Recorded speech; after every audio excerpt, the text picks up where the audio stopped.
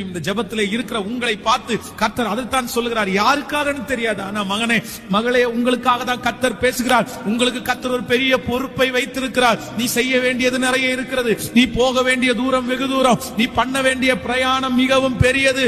உன்னை காலாட்களோடு ஓடும்படியாய் அல்ல, கர்த்தர் குதிரையோடு ஓடும்படியாய் தெரிந்து கொண்டிருக்கிறார். நீ செய்ய வேண்டிய வேலை சின்னது அல்ல, அது பெருசு. ராஜாக்களோடு பெரிய பெரிய நபர்களோட அந்தகார இருள் இருக்கிறவர்களை ஆச்சரியமான ஒளியிலே கொண்டு வருவதற்கு, கீழே விழுந்தவர்களை கை தூக்கி விடுவதற்கு, ஒடுக்கப்பட்டவர்களை தூக்கி விடுவதற்கு இதோ கர்த்தர் உன்னை அபிஷேகம் பண்ணி இருக்கிறார். கர்த்தர் உன்னை அபிஷேகம் பண்ணி இருக்கிறார். நீ எத்தனை நாட்கள் முடங்கி படுத்து கிடப்பாய்? நீ எத்தனை நாட்கள் உடைந்து போய் படுத்து கிடப்பாய்? நீ எத்தனை நாள் இழந்து போன அந்த காரியத்தை நினைத்து நினைத்து அழுவாய்?